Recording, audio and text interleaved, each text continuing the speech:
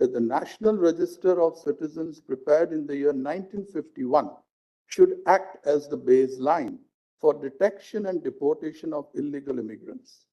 However, during the course of negotiations, an understanding was reached that 24/3/1971 would act as the cutoff date for detection and deportation of illegal immigrants. However, to avoid deadlocks and expedite the settlement, a further cutoff date of 1/1/1966 was decided as the cutoff date for disenfranchisement as opposed to deportation of the immigrants belonging to the 1966-71 stream. In other words, the set cutoff date was decided as the baseline for detection of immigrants and their consequent deletion from the electoral rolls. Thus, it appears from an overview of the historical context that the only purpose behind the introduction of an additional cutoff date of 1/1/1966 and the corresponding concept of detection and deletion from the electoral rolls was to assuage the apprehensions of the protesting students. By mandating the deletion of all the immigrants belonging to the 1966-71 stream from the electoral rolls, it was hoped that the effect of wrongful inclusion of immigrants in the electoral rolls on the upcoming elections would be mitigated. However, as discussed in the later paragraphs of this judgment, the object of removal of the immigrants belonging to the 1966-71 stream from the electoral rolls could only be meaningful if it was given effect through an exercise of en masse detection and deletion conducted within a fixed time period. It can be seen from paragraph 62 of this judgment that the protesting leaders in Assam at the relevant point of time were opposed to the conduct of elections to the parliament and state legislature unless and until the names of immigrants were dropped from the electoral rolls. It could be said that Section 6A was a humanitarian and beneficial provision for the immigrants. Sorry. However, to say that the sole object sought to be achieved by Section 6A was to confer benefits on the immigrants alone would amount to taking a reductive view of the historical context in which the provision was enacted. In the aforesaid context, I may only say that if such was the sole object of the provision, then there was no need for the legislature to create two distinct categories of immigrants who were eligible for citizenship. The legislature could have simply conferred deemed citizenship on every immigrant who came into Assam before 24/3/1971 from the date of coming into force of Section 6A. The very fact that the second category of immigrants, that is 1966-71, was statutorily created and subjected to undergo a more stringent test of procedure for the purpose of obtaining citizenship would indicate that conferment of citizenship was not the sole object of Section 6A, subsection 3. The object behind insertion of Section 6A, subsection 3 seems to have been to pacify the apprehension of the people of Assam that conferment of citizenship would not have an immediate impact on the then upcoming elections in the state of Assam due to the inclusion of a large number of immigrants. The apprehension was taken care of by the scheme of Section 6A, subsection 3, which provides for the removal of the immigrants belonging to the 1966-71 stream from the electoral rolls for a period of 10 years from the date of their detection. Section 6A, subsection 3 embodies the approach of the government of the day in finding a middle ground between two competing interests prevailing at that time. On one hand, adopting a humanitarian approach towards the immigrant population in Assam, and on the other, ensuring that large-scale immigration doesn't result into the loss of culture, economy, and the political rights of the people of Assam. While construing the object of enactment of Section 6A, one should not lose sight of an important fact, that Section 6A was enacted to give a statutory avatar to certain clauses of the Assam Accord. The provision thus could be said to have been multifaceted in design and purpose and representative of the interests of all the parties to the negotiation. I am of the view that the intention of the parties while signing the accord should be kept in mind while construing the object of Section 6A of the Citizenship Act. Then I have said on whether the onus of detection of foreigners of the 1966-71 stream lies on the state. From a perusal of Section 6A and the associated rules, it is clear that there is no provision which prescribes or provides for self-declaration / registration or voluntary detection as a foreigner within a given time period for availing the benefit of citizenship by registration under Section 6A, subsection 3. The mechanism of implementation of Section 6A is set into motion with the first step of reference of a suspected foreigner to the foreigners tribunal. As soon as a reference is made to the tribunal, the onus is on the suspected person to either establish that he or she is an Indian citizen or to establish that he or she is an immigrant eligible to avail the benefit available under Section 6A. Once the tribunal holds that the suspected person is a foreigner of the 1966-71 stream of immigrants, then again the onus is on the said person to get registered in accordance with the Citizenship Rules 2009, failing which his or her claim to citizenship would abate. While the statute is clear that the onus completely shifts on the suspected foreigner once a reference is made to the tribunal, it appears to me as illogically unique that a person wanting to avail the benefit of citizenship by registration under Section 6A, subsection 3, has to await identification as a suspicious immigrant and subsequent reference to the tribunal. There is no plausible reason why it should be impermissible for him or her to set the mechanism of Section 6A into motion by voluntarily choosing to get detected as a foreigner of the class specified in Section 6A or to make an application for conferment of citizenship. Further, what stands out as palpably rational in the scheme of Section 6A of the Citizenship Act is that there is no end date after which the benefit of citizenship under Section 6A, subsection 3 cannot be availed. I have dealt in later parts of this judgment as to how this militates against the very purpose of the enactment of Section 6, capital A, subsection 3. I have now said something on temporal reasonableness. Neither Section 6A nor the rules made thereunder prescribe any outer limit for the completion of detection of all such persons who belong to the 1966-71 stream and are eligible to avail the benefits of Section 6A, subsection 3. The clock only starts to tick once the detection is made by the foreigners tribunal, and there is no prescription as to the period of time within which the exercise of discrete detection is to be completed from the commencement of Section 6A.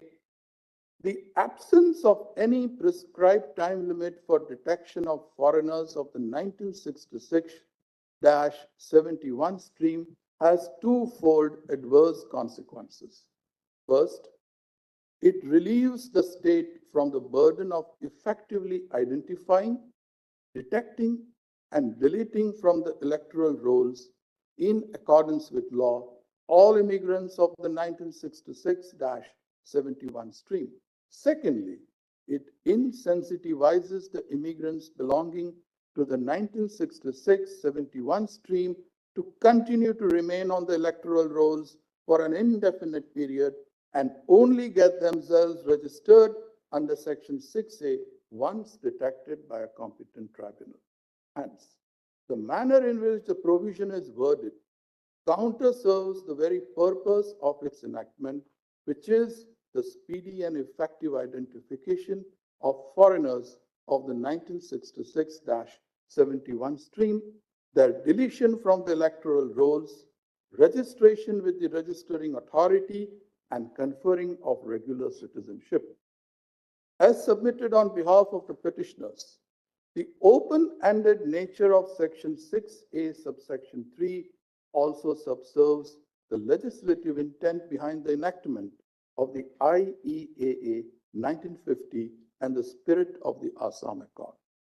In the absence of any statutory mandate to do so within a time limit, and there being no temporal limit to the applicability of Section 6A subsection 3, it follows that any immigrant of the 1966-71 stream whose name figures in the electoral rolls would not voluntarily want to get detected as a foreigner, as upon detection, such immigrant becomes liable to having his or her name struck off from the electoral rolls.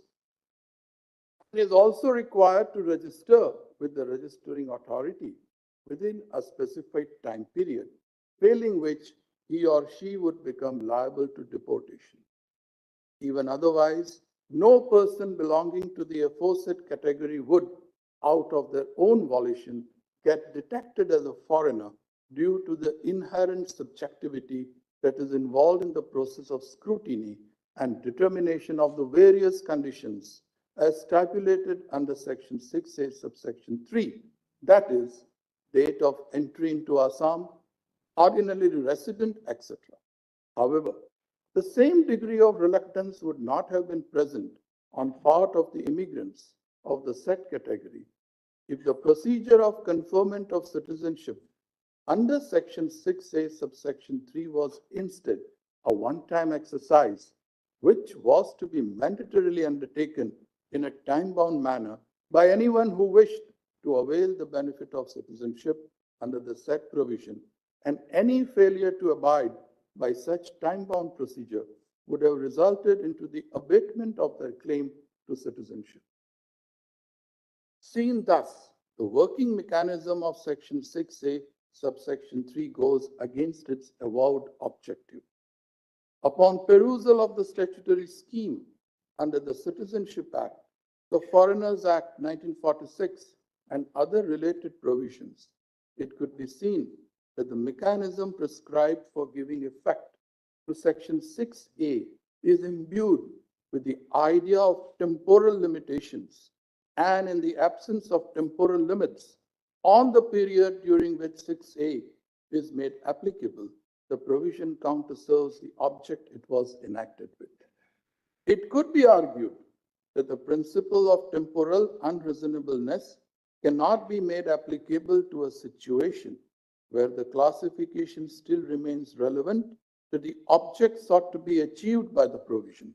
However, as discussed in the foregoing paragraphs, the underlying object behind the creation of two distinct categories of immigrants under Section 6A of the Citizenship Act could have been achieved only if the exercise of detection of the immigrants of the 1966-71 stream and their deletion from the electoral rolls was conducted in an en masse and time-bound manner.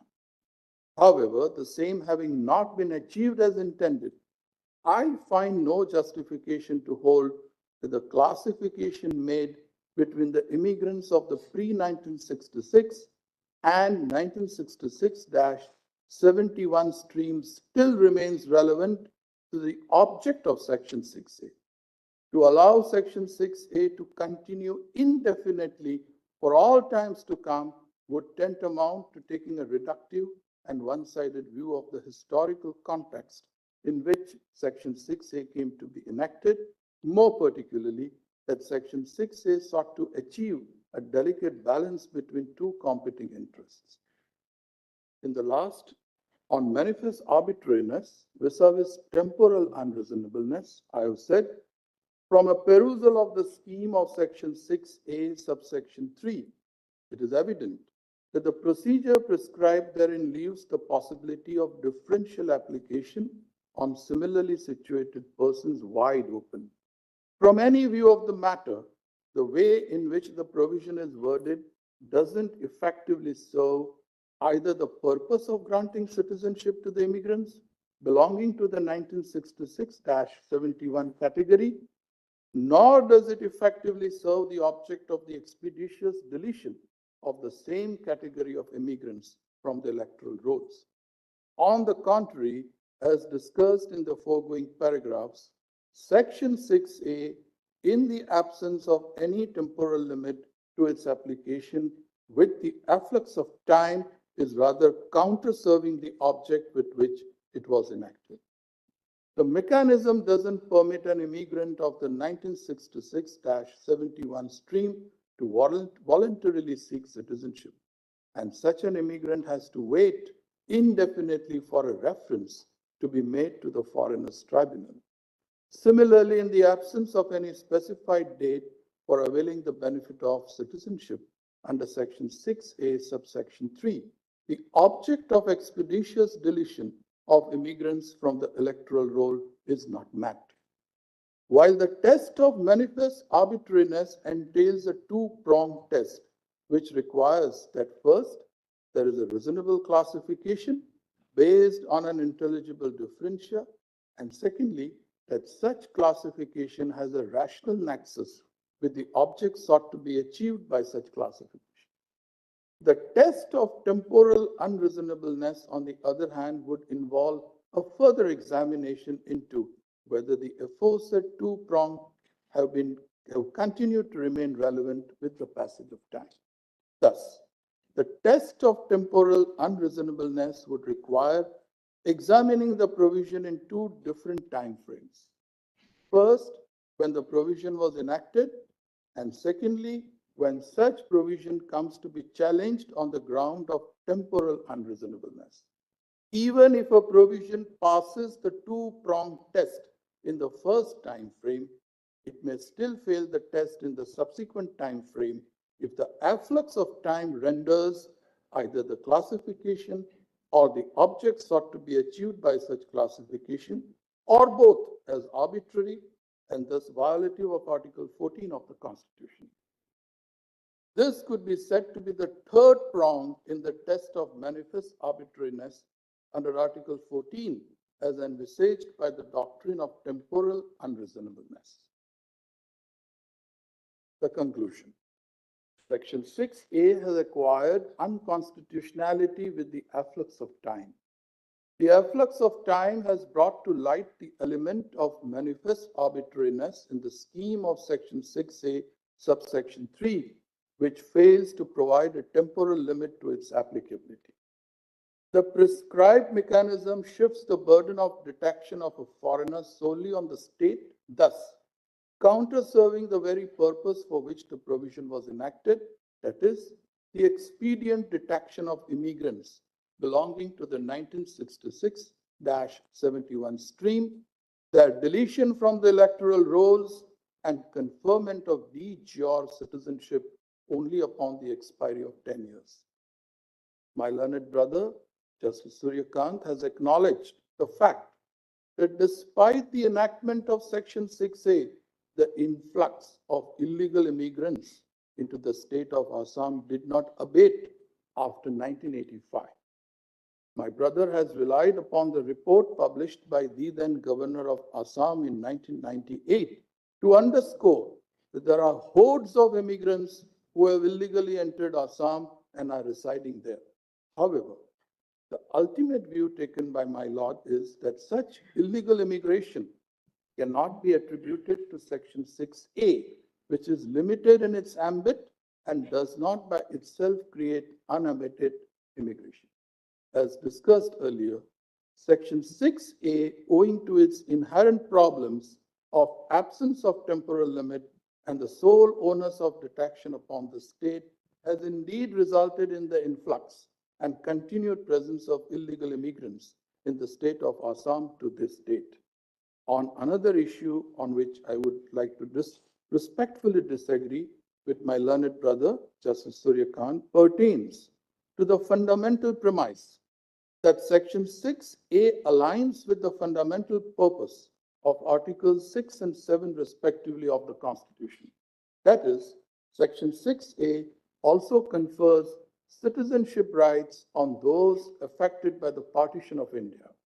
However, a careful perusal of Section 6A vis-a-vis Articles 6 and 7, respectively, would reveal that despite a few similarities between the two, the crucial difference lies in the fact that in Article 6, the onus of registration for a person seeking citizenship lies on that person and not on the state.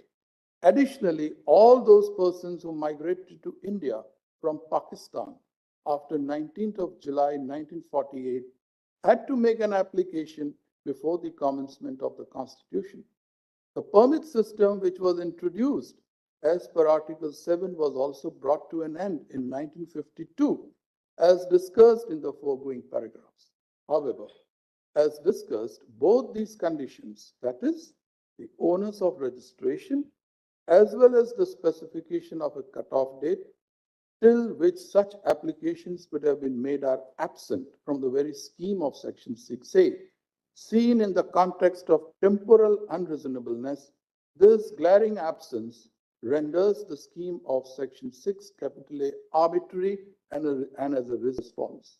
A. Immigrants who migrated before 1/1/1966 and were conferred deemed citizenship on the date of commencement of Section 6A, subsection 2, subject to fulfillment of all the conditions mentioned therein, shall remain unaffected. B. Immigrants who migrated between 1/1/1966 and 24/3/1971, both inclusive, and have been granted citizenship after following the due procedure prescribed under Section 6A, subsection 3, shall remain unaffected. C. Immigrants who migrated between 1/1/1966 and 24/3/1971, both inclusive, and who have been detected as foreigners and have registered themselves with the registering authority as per the prescribed rules, shall be deemed to be citizens of India for all purposes from the date of expiry of a period of 10 years from the date on which they were detected as foreigners. D. Immigrants who migrated between 1/1/1966 and 24/3/1971, both inclusive, and who have been detected as foreigners but have not registered themselves with the registering authority within the prescribed time limit as per the Citizenship Rules 2009, will no longer be eligible for the benefit of citizenship. E. Immigrants who migrated between 1/1/1966 and 24/3/1971, both inclusive, and whose applications are pending for adjudication before the Foreigners Tribunal, or who have preferred any appeal against any order of such tribunal, which is pending before any court, will continue to be governed by Section 6A, subsection 3, as it stood immediately prior to the pronouncement of this judgment, till their appeals are disposed of. And last, F.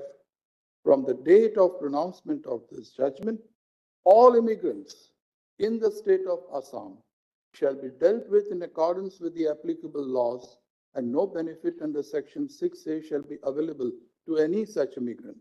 To be precise, if someone is apprehended as an illegal immigrant after the pronouncement of this judgment, Section 6, capital A of the Citizenship Act will have no application. This is my humble opinion. Thank you very much to all the learned counsel who rendered valuable assistance. My two law clerks, their assistance has been very valuable. And in the last, above all, I am beholden to my Lord, the Chief Justice, for this opportunity. Grateful to all of you. Grateful to the court. Thank you. And let's join my learned brother Jason Pardiwala and thank all of you for this amazing assistance which you got in the matter. Thank you very much. Great. Great.